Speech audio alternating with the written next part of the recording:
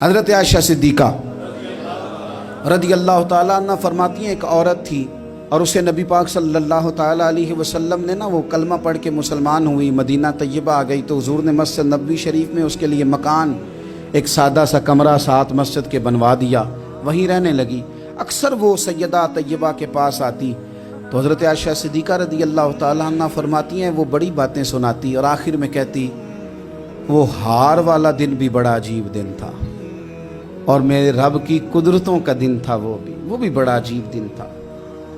سیدہ عائشہ صدیقہ رضی اللہ تعالیٰ عنہ ایک دن فرمانے لگی کہ تو ہار والے دن کا بڑا ذکر کرتی ہے، وہ کیا دن تھا؟ تو خاتون کہنے لگی اماں جی وہ دن تھا جب میرے رب پر بھروسہ اور مضبوط ہو گیا، جس دن میرا اپنے رب پر توکل اور بڑھا، میرے ایمان میں یقین میں اور پختگی آئی۔ کہنے لگی میں ایک گھر کی کنیز تھی، نوکرانی تھی، اس گھر میں ایک بچی تھی جس کے پاس سونے چاندی ہیرے جواہرات کا ہار تھا۔ اس زمانے میں چمڑے کے اوپر لوگ ہیرے جواہرات لگاتے تھے، کئی دفعہ سرخ رنگ کے چمڑے پہ لگائے جاتے تھے، وہ بچی پہنتی تھی تو کہتی ہوں بچی کے اس نے اتار کے رکھا یا اس سے گرا وہ ہار تو چیل اسے اٹھا کے لے گئی گوشت سمجھ کے اور میرے سامنے اٹھا کے لے گئی۔ گھر والوں نے مجھ سے پوچھا، یہ بخاری میں موجود ہے، گھر والوں نے پوچھا مجھ سے کہ وہ ہار کہاں ہے تو میں نے کہا چیل اٹھا کے لے گئی۔ گھر میں کچھ چوری ہو جائے تو سب سے پہلا الزام کس پہ لگتا ہے؟ ملازمین پہ۔ کہتے انہوں نے مجھے بڑا مارا، بڑی تکلیف تھی، حتیٰ کہ میری شرمگاہ تک کی تلاشی،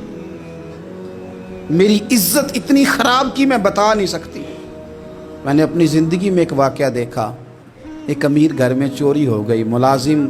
کو اتنا مارا کہ وہ چارپائی پہ پڑ گیا، پولیس والوں سے اتنی مار پروائی گئی کہ وہ بیچارہ چارپائی پہ پڑ گیا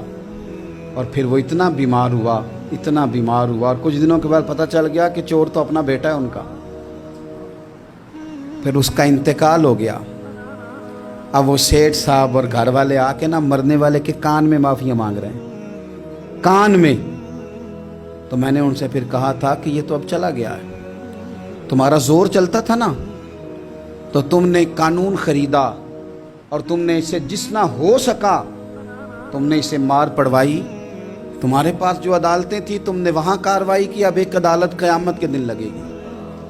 یہ کمزور تھا نا، کچھ کر نہیں سکا۔ میرے نبی پاک صلی اللہ علیہ وسلم نے فرمایا سن لو، اگر سینگ والی بکری نے بغیر سینگ والی بکری کو تکلیف دی ہوگی نا تو قیامت کے دن اسے بھی بدلہ دینا پڑے گا کہ تیرے پاس سینگ تھے اور تو نے اسے مارا تھا۔ وہ خاتون عرض کرتی ہے سیدہ عائشہ کی خدمت میں کہ مجھے بڑا مارا، مجھے تکلیف دی، میں کہہ رہی تھی کہ میرے سامنے چیل لے گئی ہے پر وہ نہیں مان رہے تھے، اماں جی انہوں نے مجھے بڑا مارا۔ حضرت عائشہ صدیقہ کہتی ہیں پھر کیا ہوا؟ کہنے لگی اماں جی جب کوئی میرا مددگار نہ رہا، مجھے تکلیف دے رہے تھے، رسوا کر رہے تھے، تو میں نے اپنے رب سے مدد چاہی، میرے رب کی طرف میں نے توجہ کی، میں نے کہا مالک اب تو ہی میرا مددگار ہے۔ کہتی ہے وہ مجھے مار رہے تھے تو وہ چیل جو ہار لے گئی تھی وہی لے کے واپس آ گئی اور ہمارے سروں کے قریب لا کے اس نے جب اس ہار کو پھینکا وہ مجھے چھوڑ کے سائیڈ پہ ہوئے، وہ میری بے گناہی جان گئے، لیکن آپ کو بتاؤں اس دن سے میرا اپنے رب پر یقین اور بڑھ گیا۔ مجھے سمجھ آ گئی کہ جب انسان پورا ٹوٹ جاتا ہے اور جب کوئی چاروں جانب اس کا مددگار نہیں ہوتا تو رب تو ہوتا ہے نا، اللہ تو اس کا مددگار ہوتا ہے نا، وہ تو پھر اپنے اس بندے کی مدد کرتا ہے نا، پھر وہ تو توانائی دیتا ہے نا، وہ تنہا نہیں چھوڑتا، وہ تو آنسوؤں والوں کے آنسوؤں پہ بڑا کرم فرماتا ہے، وہ تو قسم پرسی میں آ جاتا ہے، اس کی رحمت بڑھ کے استقبال کر لیتا ہے۔